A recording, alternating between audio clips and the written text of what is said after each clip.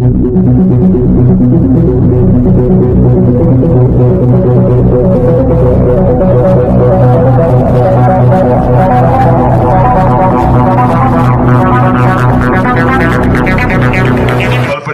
కోరుకుంటున్నా. ఈ పల్లె మాకే కొత్త పల్లెలు కాదు, ఈ పల్లె మా కొత్త పల్లెలు కాదు. ఎప్పుడూ దాదాపు 70 సంవత్సరాలు పల్లె సంబంధాలు మాకున్నాయి. ఎన్నో అభివృద్ధి కార్యక్రమం చేశాం మేము. విజయభాస్కర్ రెడ్డి గారు కానీ, నేను కానీ, నా భార్య కానీ, శ్వేత కానీ, కేవల్ కానీ ఏ కార్యక్రమం చేసినా మా కుటుంబాలు తప్ప ఏ కుటుంబాలు చేయలేదు. ఈరోజు మంత్రి మాట్లాడుతున్నాడు, అభివృద్ధి బ్రహ్మాండంగా చేశారు. అభివృద్ధి ఎక్కడ చేశాయండి?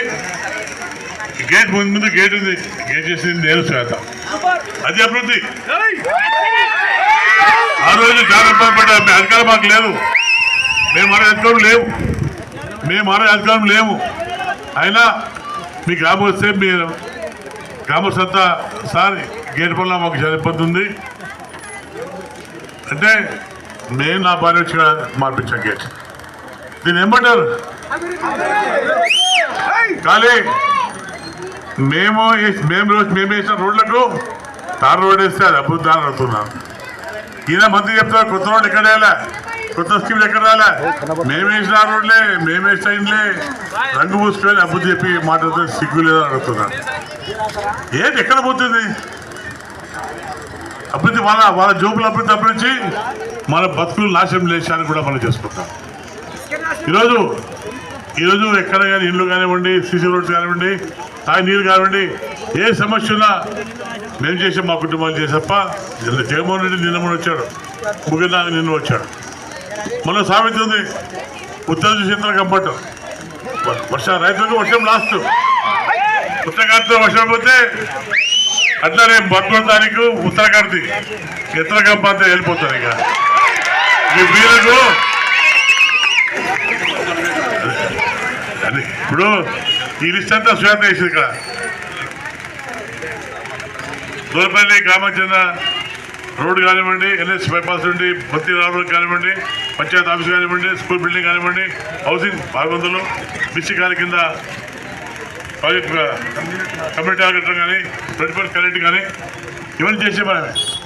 అలాగే బీసీ ఎత్తకు వ్యవసాయానికి ఉత్తగా కనెక్షన్లు ఇవ్వడం జరిగింది. ఇంకా చివరి పద్ధతి అన్నీ ఉన్నాయి. ఈరోజు ముఖ్యంగా ఒకటి చాలామంది మహిళలు ఇక్కడ బయలున్నారు, పొదుపు లక్ష్మి కింద బయలున్నారు. దాదాపు మన రాష్ట్రంలో ఈ ఊరు తరగతి తర్వాత 2వ స్థానంలో ఉంది. ఈరోజు మనమంతా కూడా గతంలో చంద్రబాబు నాయుడు గారు ఉన్నప్పుడు 5 లక్షలకు ఫ్రీ వడ్డిచ్చాడు. తర్వాత 3 లక్షలు చేశారు ఈ ప్రభుత్వం. చేసి కూడా మన పాపం మహిళలు కష్టపడి ప్రతి నెల ఖర్చులు కట్టుకుంటూ వచ్చారు బ్యాంకులో. దానికి వడ్డీ ఇవ్వాలి, దానికి వడ్డీ ఇవ్వలేదు. ఈరోజు 50 నెలలైంది ఈ ప్రభుత్వం వచ్చి, ఇంతవరకు పొదుపు సంఘాలకు 1 పైసా వడ్డించిన పాపాన పోలేదు.